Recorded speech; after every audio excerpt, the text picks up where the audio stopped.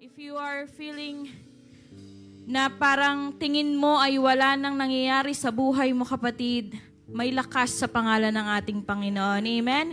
Praise the Lord. At sa gabing ito, mga kapatid, the Lord is here right now and we can feel His presence, mga kapatid. At it's been a long time, mga kapatid, but God is good, mga kapatid. Hallelujah, na tayo ay gagamitin ulit na ating Panginoon sa likod ng pulpito at nawa siya ang manguna sa salitang ito, mga kapatid, and the anointing of the Lord Jesus Christ, of course, and the message will pass through me, mga kapatid, sa inyong lingkod. At alam ko na this is less of me but more of Jesus, mga kapatid. Amen.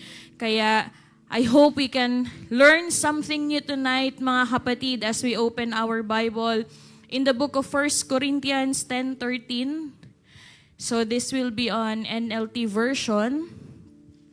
1 Corinthians 10:13 says, sabi dyan, mga kapatid, that the temptations in your life are no different from what others experience. And God is faithful.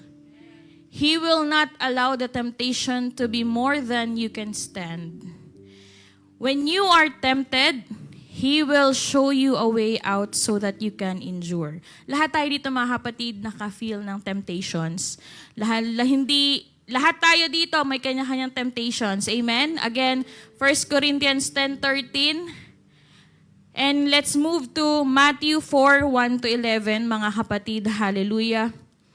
Alam ko namang alam nyo na ito, mga kapatid, the story ng temptation of Jesus. Matthew 4:1-11 says, Verse 1, Then Jesus was led by the Spirit into the wilderness to be tempted there by the devil. For 40 days and 40 nights, He fasted and became very hungry. Sino dito ang nakapag-fasting na ng 40 days? O 4 hours lang? 40 minutes. Amen. Praise the Lord. Next, verse 3, During that time, the devil came and said to Him, If you are the Son of God, tell these stones to become loaves of bread. Di ba kapag tayo ay nag-prayer and fasting, ang daming nangangamoy, amoy burger, amoy ulam, amoy sinigang. So, lahat ng temptation nandoon. But Jesus told him, No, the scriptures say, People do not live by bread alone, but by every word that comes from the mouth of God. Next, sabi dyan, mga kapatid, sa 5, Then the devil took him to the holy city, Jerusalem, to the highest point of the temple and said, If you are the Son of God, jump off. For the scriptures say, He will order His angels to protect you and they will hold you up with their hands so you won't even hurt you a foot on a stone. Ang daming temptation, no? Parang sa atin yan dito, mga kapatid, total marami ang kabataan dito. Napakadaming temptation. Umattend ka ng gawain. Pero may temptation, huwag ka nang umattend, di ba? May birthdayhan tayong pupunta, mabubusog ka doon. Amen? Praise the Lord. Hallelujah. Jesus responded, The scriptures also say you must not test the Lord your God. Pero hindi mo to pwedeng sabihin na ikaw si Lord, ha? Hindi tayo pwedeng sumagot dahil ito ay ang Panginoon, mga kapatid. 8. Next, the devil took him to the peak of a very high mountain and showed him all the kingdoms of the world and their glory. 9, I will give it all to you, He said, if you will kneel down and worship me. Grabe, no, yung temptation. Nandun na tayo, kanina nasa bread lang tayo, nasa pagtalon lang tayo, ngayon nasa pag-worship na tayo ng mali. Sabi dito ng 10, Get out of here, Satan. Jesus told him, For the scriptures say, You must worship the Lord your God and serve only Him. And 11, then the devil went away and angels came and took care of Jesus. So sa gabing ito, mga kapatid, alam ko na tayo ay may kanya-kanyang iniisip ngayon pa lang kung ano-ano ang temptations natin sa buhay. Natitempt tayo na gumawa ng masama dahil gusto nating magkapera. Natitempt tayong gumawa ng mga bagay na ikakadali natin. Maraming temptation sa mundo, mga kapatid. Amen? Alam ko naman na lahat tayo ay nagkaroon ng temptations at let's be honest to ourselves, mga kapatid. When nagkaroon tayo ng temptations, mga kapatid. Amen? But have you ever experienced that when you start praying more, when you decide to live a sinful habit, parang ayaw mo na, and when you begin to take your relationship with God seriously, suddenly this temptation becomes stronger. Amen? Yung feeling na gusto mo nang umaten, gusto mo nang magbago, lagi kang nagpipray, nagde-devotion ka, nagsusoap ka, lahat na ginawa mo, nagba-Bible reading ka, pero the temptations become stronger. Amen? The old habits come back. Diba yung mga dating tayo na gusto na nating iwan, bumabalik. And this is the message of the Lord, mga kapatid. Then, that says, when temptation gets stronger, the battle before the breakthrough. Amen? Praise the Lord. Let's all pray, Lord. Hallelujah. Maraming salamat, Panginoon, sa gabing ito, Panginoon. Hallelujah na muli kami ay makakarinig ng iyong mga salita, Panginoon. Hallelujah. Bless us, O God. Hallelujah. Ikaw manguna sa serbisyong ito, Panginoon. Ikaw, Panginoon, na magbibigay, Panginoon, ng wisdom and knowledge sa bawat isa sa amin, Panginoon. Let our hearts and our ears be open, Panginoon, para sa iyong mensahe. Alam namin, Panginoon, na may gagawin ka sa gabing ito sa bawat isa sa amin, Panginoon. Dinadakila ka namin. In Jesus' name we pray. Amen. Praise the Lord. Palakpakan natin ang ating Panginoon. Amen. At bago ka umupo, tanungin mo ang katabi mo, na-tempt ka na ba? Makakaupo na ang bawat isang mga kapatid. So, na-tempt ka na ba? Na-tempt ka na bang magpapayat? Siyempre, maraming beses na tayong na-tempt mga kapatid, pero hindi naman natin ginawa. Sabi dito mga kapatid, sino dito ang nag-e-exercise bukod kay AJ? Workout. Si Jillian daw. Out lang tayo, di ba? Out lang. Sabi dito mga kapatid, ang tanong, anong naramdaman mo nung first day of workout mo?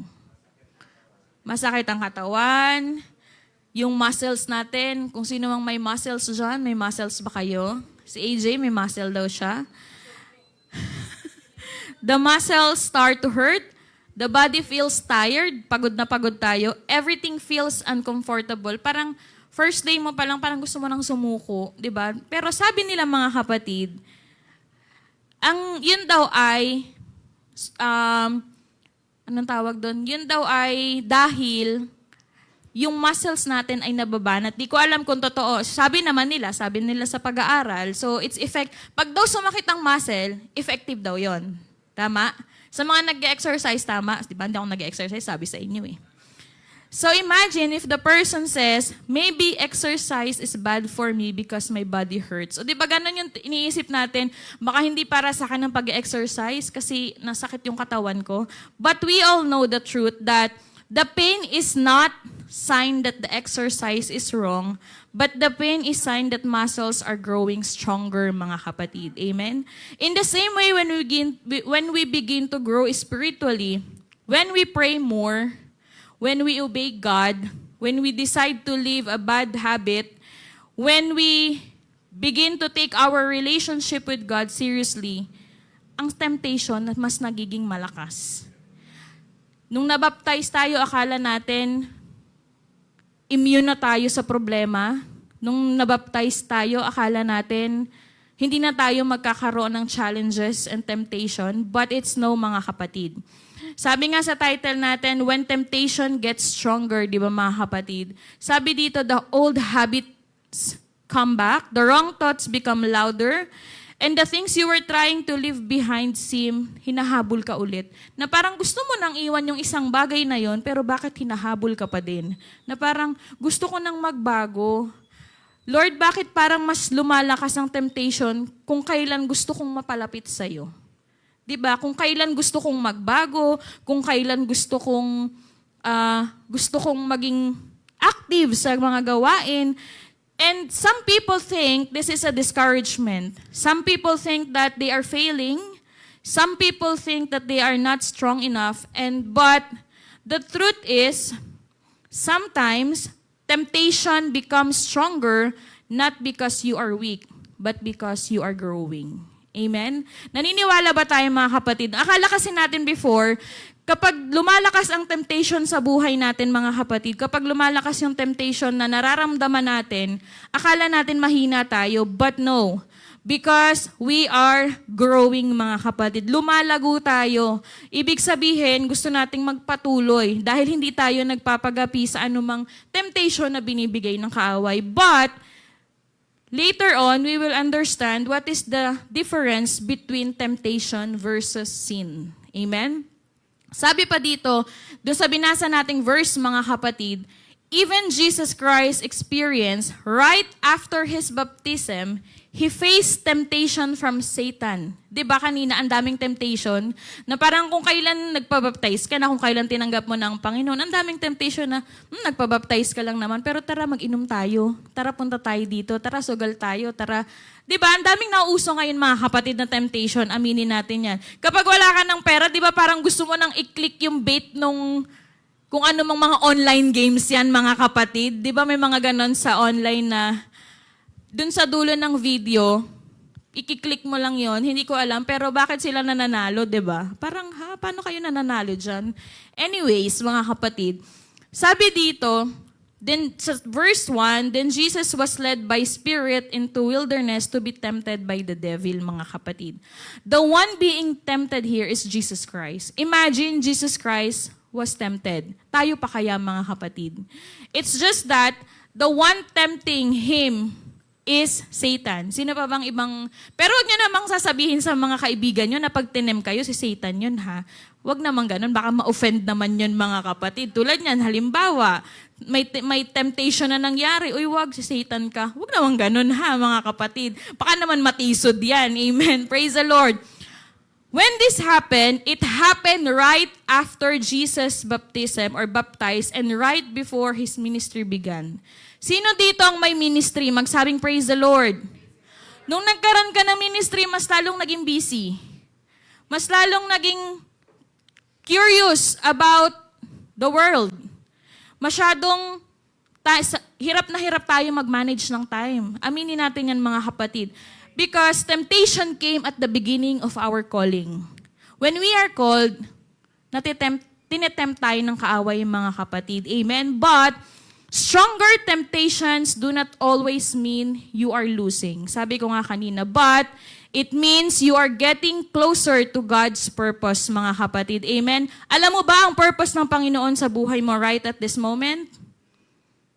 Alam naman natin, mga kapatid. Pero minsan napapatanong tayo, ano bang purpose mo sa buhay ko, Panginoon? Pero mai-imagine natin or marirealize natin somehow na kapag may ginawa tayong isang bagay, ito palang purpose ko, Panginoon. Di ba, mga kapatid, don't take it na tayo ay mahina. Temptation is part of growing, mga kapatid. Amen? Temptation is always there. Kumbaga, pagising mo pa lang ng umaga, natetempt ka ng hindi pumasok. Pagising mo pa lang ng umaga, natetempt ka ng mag-cellphone instead na mag-devotion ka. Lahat ng guilty, magsabing praise the Lord. Oh, lahat, praise the Lord. Pagising mo pa lang sa umaga, natetempt ka ng makipag-away. Diba? Parang yung patience, Lord, ang ganda ng gising ko, yung patience ko, natitempt ka na agad. So, paglabas mo pa lang ng bahay, natitempt ka na kasi traffic. Alam mo yon, it's not just about the deeper temptation, but even the smallest temptation. But what we are talking right now, mga kapatid, is the spiritual temptation, mga kapatid. Amen? But temptation can arise even in faithfulness, mga kapatid. Amen? Temptation, even if you're obeying God, even if you are following Jesus Christ, may temptation pa din. Lahat naman tayo dito, mga kapatid. Again, I will repeat this question. Lahat tayo dito may temptation, mga kapatid. Many people think temptation only comes when they are far from God. Dahil wala ako sa Panginoon, tinetempt ako. But it's different, mga kapatid. But, as you can see in this verse, mga kapatid, the Bible shows the opposite. Jesus was tempted when He was obeying God. When you obey God, you were tempted. Amen? When you obey God, parang mas tumigas pa yung ulo mo, di ba? Minsan lang naman, hindi naman lagi. He just been baptized, he had just been affirmed by God, and then temptation came. Because the enemy attacks when purpose is beginning to grow. Amen? Naniniwala ba tayo doon, mga kapatid, na umaatake ang kaaway kapag yung purpose natin, nahanap na natin, ang nagsisimula na tayong mag-grow, na parang hinihila ka niya pabalik, na parang tama na yan. Umpisa ka na naman, tapos aalis ka din naman, di ba? Di ba nagbabago ka na naman, pray ka pa, tapos pag uwi mo, kung ano-anong ginagawa mo, di ba, mga kapatid? So, ang bilis lang ng kaaway magbigay ng temptation, mga kapatid. But, Obedience activates purpose. Amen? When you start obeying God consistently, your life begins to move in the direction that it was designed for. Hindi natin alam ang direksyon na meron tayo. Siguro ngayon meron tayong rough road. Meron tayong, ano ba? Kung ano mang road yan, kung hindi pa na-espalto, bahala kayo. Kung yan ba ay maputik o kaya ay may Maynilad na lagi sa Casimiro, mga kapatid. So when you start obeying God consistently, your life begins to move in the direction it was designed for. Nung tayo ay sumunod sa Panginoon, nakikita natin yung purpose natin. Nakikita natin yung kung anong direction tayo. As long as yung wisdom at saka yung puso natin ay open at handang makinig ang mga tenga natin, mga kapatid. Kasi sa sobrang gulo ng mundo, di mo na alam kung ano ba doon ang boses ng Panginoon, di ba mga kapatid? Minsan, Lord, ano ba talagang sinasabi mo? It's just so happen, mga kapatid, na tayo pala yung hindi nakikinig sa sobrang busy ng schedules natin, sa sobra nating iniisip, discouraged tayo. As mentioned last Sunday, discouraged soul, lahat tayo na-discourage. Because of discouragement, hindi natin naririnig ang Panginoon. At because of that discouragement, mga kapatid, hirap na hirap tayong intindihin ang mga bagay na gustong ipaintindi ng Panginoon. Amen? But, take note of this, mga kapatid. When you start obeying God consistently, you are not just existing, but you are becoming more effective. Amen? Sa mga leaders dito, mga kapatid, mapayut man yan, or leaders ng simbahan, mga kapatid, you are not just existing, because you are becoming effective. Nagiging effective ka sa ministry mo, nagiging effective ka sa buhay mo, nagiging effective ka sa members mo, nagiging effective ka sa family mo at sa mga kaibigan mo. Hindi ka lang nag-i-exist. Tulad ng sinasabi ng mundo na nag-i-exist ka lang, wala silang paki sa'yo. It's not how it works, mga kapatid, because you are becoming effective. Sabihin mo sa katabi mo, effective ka. Bakit? Hindi defective ha, effective. Effective naman daw. Amen. Praise the Lord. Hallelujah. Temptation often shows up there because something meaningful is start to grow. And anything growing is worth opposing, mga kapatid. So lahat tayo dito ay nag-grow, hindi naman tayo lahat dito ay baby, immature pa sa mga bagay-bagay. Hindi pa tayo yun. Hindi na tayo yun, mga kapatid. Wala na ditong immature sa pananampalataya. Amen? We are all growing, mga kapatid. We are all thriving kung ano ang purpose ng Panginoon sa buhay natin. Amen? Palakpakan natin ang ating Panginoon, mga kapatid. Hallelujah, Jesus. So, even if you obey God, there is still temptation, mga kapatid. But, it activates our purpose, mga kapatid. Minsan nalalaman natin because of those temptation, nagkakaroon tayo ng evaluation sa sarili natin, nagkakaroon tayo ng, parang iniisip mo na, oo nga no, mapapasabi ka na lang ng oo nga no. Di ba lagi tayong ganon, kapag nagkakaroon tayo ng realization sa buhay, oo nga, ito yun.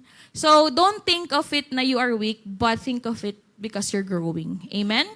Next is, temptation is not sin. Ito yung sinasabi ko kanina, mga kapatid. What is the difference between temptation and sin? Since tayo naman ay nag-Bible study sa grupong to, what is the difference between temptation versus sin? Hala. Sige, balikan ko kayo. Gitna muna.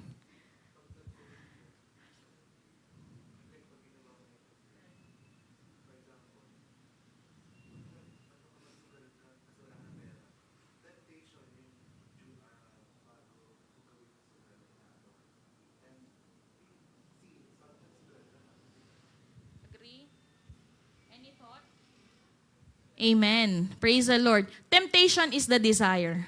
Sin is the action. Amen. Yun mga kapatids. Yung temptation, yun pa lang yung desire mo, mga kapatid. And sometimes, desire and action, no, di ba? Sa Hebrews 4:15, mga kapatid, sabi dyan, NLT version pa rin, this high priest of ours understand our weaknesses, for he faced all of the same testings we do, yet he did not sin. God was tempted, but he did not sin. Tayo ba? Nasaan tayo? Sa inyo galing yan, ha? So, lahat naman tayo, mga kapatid, andun. Hindi kasi tayo ang Lord, mga kapatid. Hindi tayo si Jesus Christ. Ang tinutukoy dyan, mga kapatid, He faced all of the same testings we do, yet He did not sin. Amen? Praise the Lord. Hindi, in short, very, naman yan, mga kapatid, very napakadaling intindihin. Sige, Tagalogin na din natin para sure. Baka hindi kayo maniwala since Bible study naman to, mga kapatid. So, sabi dyan, mga kapatid, sa Tagalog, sapagkat tayo'y walang isang dakilang saserdote na hindi maaaring mahabag sa ating kahinaan, kundi isa na tinukso sa lahat ng mga paraan, gaya rin naman natin, gayon may walang kasalanan. So, wala siyang kasalanan, mga kapatid. Pero tayo, makasalanan tayo, mga kapatid. Kidding aside, that's the reality. Kaya tayo, mga kapatid, ay tinawag ng Panginoon. Wala namang tinawag ang Panginoon na perpekto. Tanungin mo ngayon katami, perpekto ka ba? Ay, may sumagot ng yes. Amen. Praise the Lord. This verse tells us that Jesus Christ was tempted in every way, yet He did not sin. Tayo kasi minsan, mga kapatid, 10 yung temptation, minsan nakakagawa pa rin tayo ng isang pagkakasala. Aminin man natin yan, mga kapatid. Amen? Many Christians feel guilty just because they feel tempted. But temptation itself is not a sin. Bakit? Bakit hindi kasalanan ang temptation? Because temptation is simply an invitation. Sin happens when you accept the invitation. Naniniwala ba kayo, mga kapatid?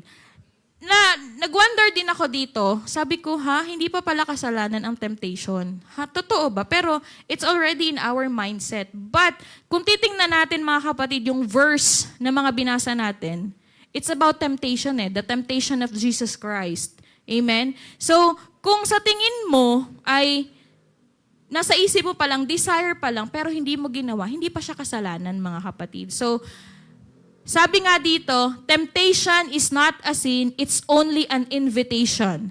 Sin happens when you choose to accept it. Binigyan ka ng temptation, binigyan ka ng sigarilyo, tinanggap mo, nasa ating bawal yon, kasalanan yon, mga kapatid. Ano pa ba? Ano pa bang mga sample ng temptation? Ayan, nagkakabukingan na kayo dyan, bahala kayo dyan, hindi ako kasali dyan. Bawal kang kumain ng matataba. O, dinuguan na lang para easy. Bawal, tinem, may nag-alok sa'yo ng dinuguan. Kinain mo. Ano yun? Akala ko adobo. Ginastify mo pa yung pagkakamali. Same kasi ng color depende sa luto. Amen. So when temptation comes, don't carry shame. Stand your ground.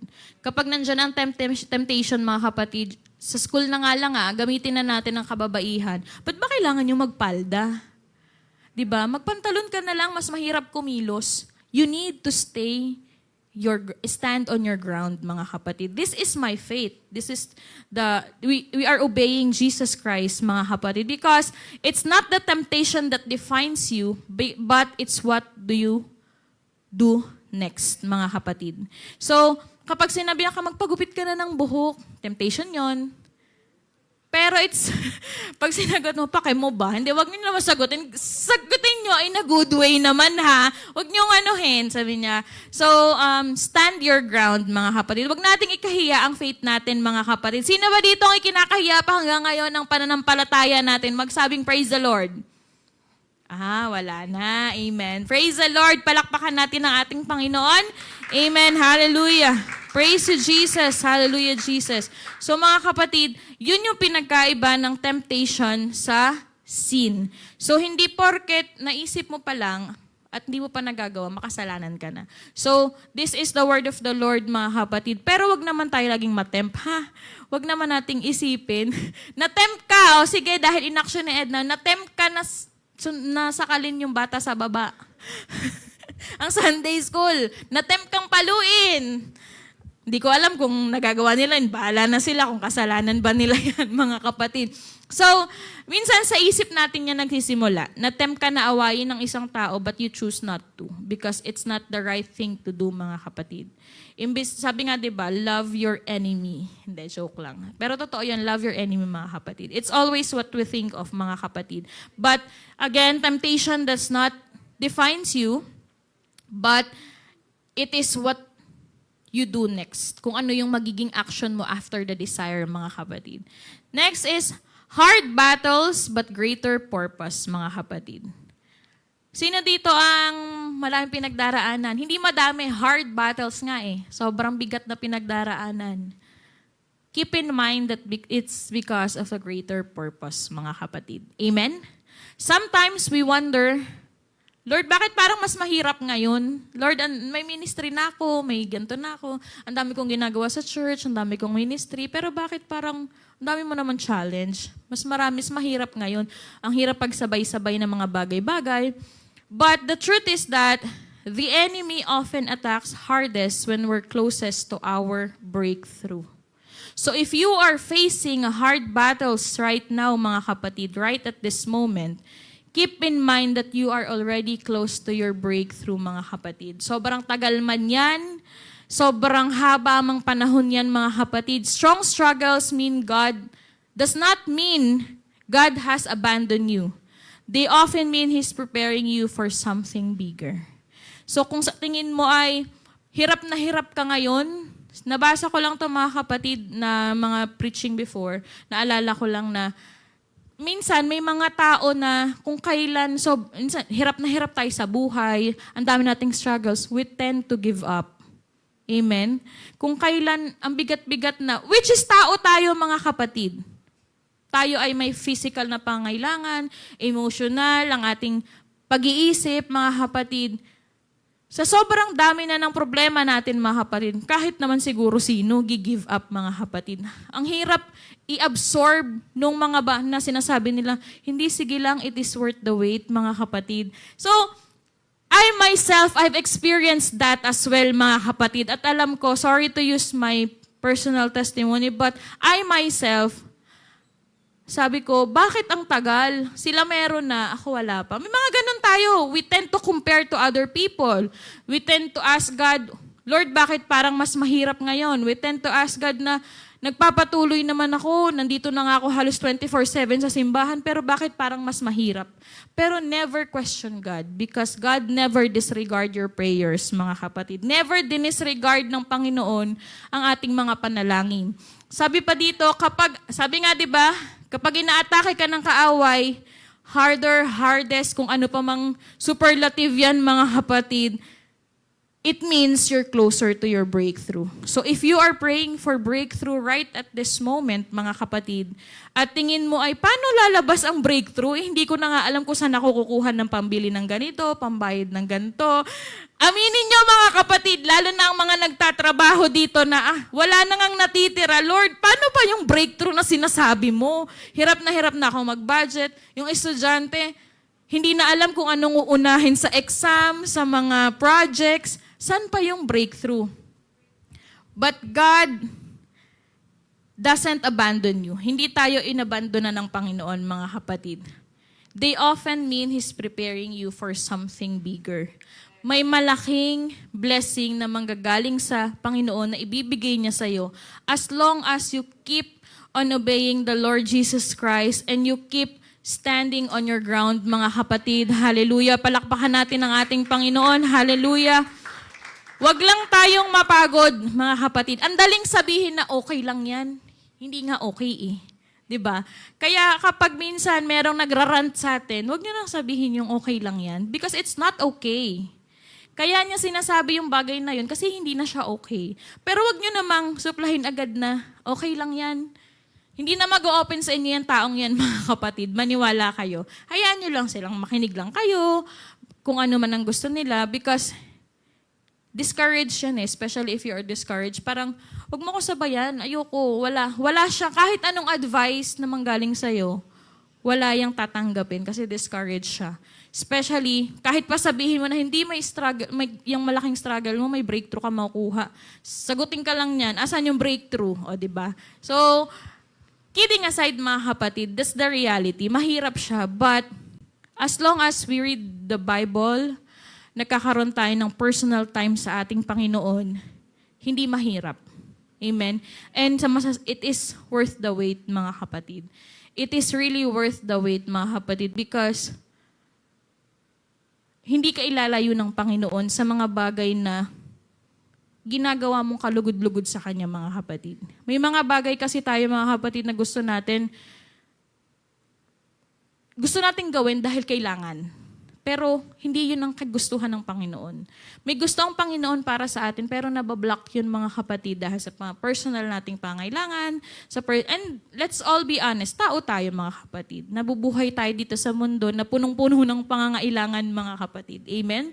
But sabi dito, 1 Corinthians 10:13 remind us that God is faithful. Amen? Lagi yan, mga kapatid, kung maririnig nyo this past few weeks, preaching, Bible study, it's all about faithfulness of the Lord. Amen? Because He will not let you be tempted beyond what you can bear. Hindi ka itetempt ng Panginoon sa mga bagay na hindi mo kakayanin. In short, hindi ka bibigyan ng Panginoon ng mga struggles, ng challenges, ng mga pagsubok, ng kung anong mga bagay na hindi mo kakayanin. Amen? He will show you a way out so that you can endure. Amen? Na para bang limited kasi ang tingin natin sa sarili natin, mga kapatid. Pero meron tayong unlimited God. Kayang-kaya niyang ibigay in a snap yung mga bagay na hindi natin inaakala. Minsan dumadating ang blessing sa unexpected moment natin sa buhay natin. Na parang kung kailan wala ka na, kung kailan ay, bala na nga. Amen, di ba? Doon dumadating eh. It means kasi na you're out of control, mga kapatid. Hindi mo na kinokontrol ang mga bagay-bagay. Because sometimes we tend to control and force everything na mangyari. Nag-aaral ka ng mabuti, naasikaso mo yung sarili mo, pinaghahandaan mo, pero hindi pala yun. Because kapag ginawa mo yun, pinopoint mo ang sarili mong kakayanan. Sarili mong knowledge, sarili mong talino, sarili mong talento. Pero kapag binigay mo lahat sa Panginoon, dati hindi ko pa siya naiintindihan, mga kapatid. Ano ba yung sinasabi na ang Panginoon ang kumukontrol? Tatanong tayo, di ba? Ibigay natin sa Panginoon dahil siya ang magkokontrol ng lahat. Pero the time na you give everything to Jesus Christ, na wala ka na, less of us, but more of Jesus, mga kapatid. Yun na yun. That you surrender everything to the Lord Jesus Christ. Amen? Na naniniwala ka na it is really worth the wait. And something bigger is going to happen right at this moment, mga kapatid. Alam ko na may sinasagot ang Panginoon sa panalangin. Sa oras na to, hindi man natin alam kung sino, ano at paano, but you need to remain faithful sa ating Panginoon. Amen? Praise the Lord. Palakpakan natin ang ating Panginoon. Hallelujah, Jesus. So when the pressure feels greatest, remember, greater battles can mean greater purpose. Stand firm because your breakthrough is near, mga kapatid. Amen? So, ganun pala yun, malaking battles, malaking pagsubok means may mas malaking purpose. Hindi ka naman bibigyan ng Panginoon ng napakalaking assignment, 'di ba? Sabi nga nung nakaraang Bible study, mga kapatid. So, hindi naman tayo bibigyan ng Panginoon ng malaking battles or temptations kung walang purpose. 'Di ba? Everything has a purpose, mga kapatid. Naniniwala ba kayo doon? There is always a reason for everything that is happening in your life. There is always a purpose kung bakit nangyayari ang mga bagay-bagay sa buhay mo ngayon. Hard battles often mean God is preparing you for greater purpose. Temptation may be strong, but God is stronger, mga kapatid. And He has already provided a way through. Amen? So, if you feel tempted, ngayon, mga kapatid, hindi ko alam kung ano ang mga temptation sa isip natin, mga kapatid. Keep in mind that you have a strong God, mga kapatid. Kung strong ang temptation, stronger ang Panginoon. Amen? Kung natitempt tayo na wag nang sumama sa youth camp, magpaparinig na ako sa mga young people, God is stronger. Amen? Kung natitempt tayo na gumawa ng mga excuses, anumang excuses mga kapatid, remember that God is stronger, mga kapatid. Nagawa na ng Panginoon yan sa buhay mo, mga kapatid. At hindi malabong gawin niya ulit yan, lalo na kung ikaw ay faithful na nagpapatuloy sa ating Panginoon. Amen? Palakpakan natin ang ating Panginoon. Hallelujah! Kapag sino dito ang naka-experience ng manakawan or nakabasa na lang sa news ng magnanakaw? 'Di ba? Kung ang magnanakaw ay magnanakaw, when a thief breaks your house, saan siya unang pumupunta? Sa kwartong walang laman o sa kwartong may laman? Ha? Sa kwartong walang laman si Jonel, mabait. Sige, sure ka ha? Hindi nga, di ba? Pagod siya, lutang siya. Nagnanakaw ka pero lutang ka. Wala ka sa wala sa wisyo. Hindi, joke lang mga kapatid. No, he doesn't waste time searching empty rooms. Hindi ako mag-uubos ng oras para maghanap ng room na walang laman, na wala akong makukuha. But he looks for a room na may treasure. May laptop, may iPad, may alahas, may pera. At alam nila kung saan nakalagay yan. Sa unan, sa mga lock, kung saan-saan. Di ba alam nila sa ilalim, pag sa mga movie, di ba sa ilalim ng kama. So, hindi ako magnanakaw pero panood ko yun ha. Disclaimer lang ha.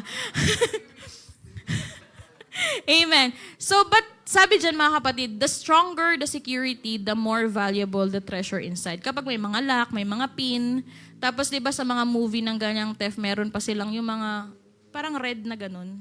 Basta alam nyo yun. Na kapag tumama sila dun sa red na kung tali man yun or laser yun, tutunog. Di ba? In the same way mga kapatid, the enemy does not fight hardest over an empty life. Tingin nyo magbibigay ng atensyon si Satan sa buhay na empty? Wala na siyang mapapala mga kapatid. From the word itself, empty life na yon mga kapatid. He fights hardest over a life that has a purpose. So if you are tempted today, if you feel tempted, keep in mind that your life has a purpose, mga kapatid. Amen? Has a purpose, has a calling, and potential in God. Lahat tayo ay may potential sa Panginoon. Sa tingin mo, hindi mo kaya, wala kang talent, wala kang potential, lagi mong iisipin na sa Panginoon meron. Kasi kung sa tao ka lang hihingi ng approval, hindi sila, lalo't hindi ka pasok sa standard, syempre, hindi ka talaga i-approve niyan mga kapatid. But, just like Jesus Christ in the Bible mga kapatid, strong temptation starts at the beginning of His ministry. Amen? Hindi ibig sabihin ng ministry na sinasabi ko ay ministry lang dito sa harapan. Kasi lahat ng ministry, lalo na kung ikaw ay nag-share ng Word of God, kung ikaw ay ginagamit ng Panginoon para humayo, yun ang mga ministry mga kapatid na hindi natin nakikita. Prayer warriors, di ba? Hindi ibig sabihin na ang ministry ay may hawak lang ng mic mga kapatid. It's not the only ministry, mga kapatid. Marami ang ministry natin, mga kapatid. Amen? It's just so happen na yung nakikita lang natin minsan ang alam nating ministry. Amen? Sabi dito, mga kapatid, the enemy attacked because he knew something powerful was about to happen. Something powerful was about to happen in your life. Kaya ka inaatake ng kaaway. Something na hindi mo alam, na hindi mo ine-expect na mangyayari sa buhay mo. Yung breakthrough na hinihingi mo sa Panginoon, kayang ibigay ng Panginoon ng doble pa sa hinihingi mo as long as you stand your ground. Amen? As long as hindi mo ginagawa yung temptation ng kaaway. As you read in the Bible kanina mga kapatid, walang ginawa. Kahit nga yung pag-kneel down, pag-worship, dahil sinabi niya doon na walang iba tayong ipupurihin kundi ang ating Panginoon. Hindi ang kung anumang mga ribulto, kung sino mang mga tao, sino mang mga, kung ano man yan mga kapatid. Sana tayo ganun din mga kapatid. We only worship the Lord Jesus Christ. We don't worship our work. We don't worship our talent. We don't worship Ano pa ba ang ating mga katalinuhan? We don't worship ourselves, mga kapatid, but we are going to worship and praise the name of the Lord Jesus Christ. Ang nag-iisang Diyos lang, mga kapatid. Amen. Palakpakan natin ang ating Panginoon. So if lately you feel like temptations are stronger, if the spiritual battle feels heavier, do not immediately think that you are losing. It's not about losing, but God is building your life. Naniniwala ba tayo, mga kapatid? God has something for you, mga kapatid. This is the message of the Lord that there is a battle before the breakthrough. Amen? Hindi naman ibig sabihin na may battle, pinapahirapan ka. It's because something good is going to happen, mga kapatid. Amen? Darkness always reacts to light. Sige, imagine nyo. Na-imagine nyo ba? Sana gumagana pa yung mga imagination natin. It means, the closer you get to God, the brighter your life becomes. Amen? Di ba? Parang, pag nagpapatuloy tayo sa Panginoon, kahit anong problema, blooming pa din tayo. Tingnan mo yung katabi mo kung blooming pa. Haggard na. Grabe naman sa haggard. Di ba, mga kapatid, it's not about the physical appearance of being blooming or glowing, but it is about the spiritual life of that person, mga kapatid. You need to keep praying, keep trusting God, and keep choosing the righteousness. Because sometimes, the strongest battles come right before the greatest breakthrough, mga kapatid. Amen? Praise the Lord.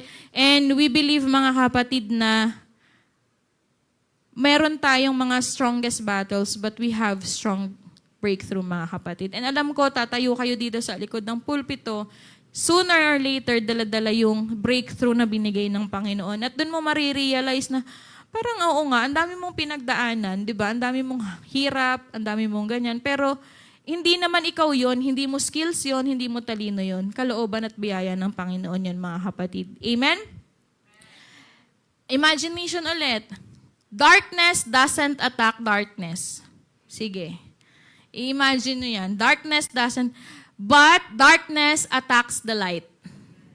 So if you are under pressure right now, it's just mean you're shining. Amen? So kung pressure na pressure ka na sa buhay mo ngayon pa lang na parang hindi ko na alam kung paano pa ba ako tatayo, hindi ko pa alam kung paano ko pa masosurvive ang school year na to. Alam ko ang pressure ng kabataan ngayon, kaya alam ko hindi ako masyadong nakakakuha ng sagot sa karamihan sa kabataan kasi we feel your pressure, mga kapatid. Nandyan ang sunod-sunod. Kahit ang mga teacher, sunod-sunod yan. Siyempre, mga graduation, may moving up, na hindi mo na alam ang alam mo yon, pressure over pressure na hindi lang estudyante ang nape-pressure, mga kapatid. Tandaan nyo yan. Ang teacher ay nape-pressure din. Bakit? Dahil they are in the impression na ayaw naman nilang magbagsak, mga kapatid, di ba? And alam ko din na ang daming pressure, nararamdaman ko na we are under pressure, mga kapatid. But it's just mean that we are going to shine. Amen? You will shine and someday you will stand here in front testifying that despite of that pressure, you still continue to shine. Amen? And despite of those temptation, nagstand ka pa rin. Nagstand ka on your ground, it means you keep on shining. Amen? Di ba nga, kapag tayo ay inaatake kasi tayo ng kaaway sa mga bagay na, syempre kahinaan natin, sa mga bagay na kailangan nating makapasa, syempre, i-grind ka na mag-aral, di ka na maka-attend ng gawain. But, again, keep this in mind, not just the students, but all of us, mga kapatid, that if you're under pressure, it means, or it might means you are just shining. You are starting to shine, na hindi mo alam, mga kapatid. Remember this, mga kapatid, stronger temptations do not automatically mean you are losing, but sometimes it means your faith is growing, your purpose is developing, your life is beginning to shine, sabi ko nga kanina, and the enemy is reacting to light. When you shine, the enemy reacted. Amen? Na kapag tayo ay, di ba nga sabi nga, darkness doesn't attack darkness, it attacks the light. Kapag tayo ay nagsashine, expect that darkness will attack us. But, then again, we have a God. And God is stronger compared to our temptation. So don't stop pursuing God. Keep praying. Amen? Keep choosing righteousness. Keep guarding your heart. Hawakan mo ang puso mo. Guard your heart sa mga bagay na sa mundo.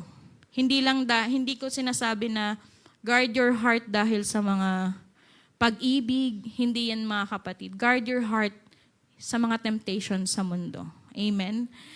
And before I end, mga kapatid, sabi dito, sometimes the strongest battles come right before the greatest victories. And we are all victorious, mga kapatid. Amen? Lahat tayo dito ay victorious. Amen? Lahat tayo dito ay gustong ipanalo ang laban. Pero ipapanalo natin ang laban sa tulong ng Panginoon at hindi sa sarili nating kakayanan. Kaya kung pressure na pressure ka na sa buhay mo, sabihin mo sa katabi mo, you will still shine. Shine. Keep shining. O, diba? So, kumanta na. Hindi yon talaga tong mga to. So, ayun, mga kapatid. So, may mga bagay kasi sa mundo, mga kapatid, na nakakapagod. Nakakapagod naman talaga dito sa mundo. Aminin nyo. Lahat ng pagod, magbuntong hininga. O, diba? Lahat kayo. So, mga kapatid, again, when you feel resistance, persecution, or temptation intensify, don't panic. Kapag sobrang intense na ng temptation, sobrang intense na ng pressure, sobrang intense na ng persecution, instead, see it as a spiritual sign of your growth. Your life is shining brighter. That's why the enemy is trying to react. Amen? So as we grow older, mga kapatid, and as we walk stronger, mga kapatid, sa gawain ng Panginoon, magpapatuloy tayo, mga kapatid, because your battle, after the battle, is a great victory. Amen? Alam ko na marami dito ang tatayo sa likod ng pulpitong ito at magsasabing victorious sila. Amen? Palakpakan natin ang ating Panginoon. Hallelujah! Praise the Lord! Hallelujah, Jesus! Thank you, Jesus! And meron po ba tayong mga katanungan about sa topic? Huwag niyo ko ilalayo sa topic, ha? Since it's a Bible study. Wala na. What is the difference between temptation and sin? Alam niyo na. Baka pag tinanong kayo ni Pastor, hindi niyo masagot, ha? Wala. Going once, twice, and thrice. Let's all stand, mga kapatid. Palakpakan natin ang ating Panginoon. Hallelujah. Praise you, Jesus. Hallelujah. Palakpak para sa ating Panginoon. Thank you, Jesus. Hallelujah. Hallelujah. Before we end, let's sing one song, mga kapatid. And as we come to our Lord Jesus Christ, let's think of our pressures, our strongest battles, mga kapatid. And let's claim that after that strongest battle that we have right now, mga kapatid, may nag-aantay sa ating breakthrough and great victories, mga kapatid. Amen. Hallelujah, Jesus. Let's raise our hands toward Jesus. Itaas natin ang ating kamay sa ating Panginoon. Hallelujah.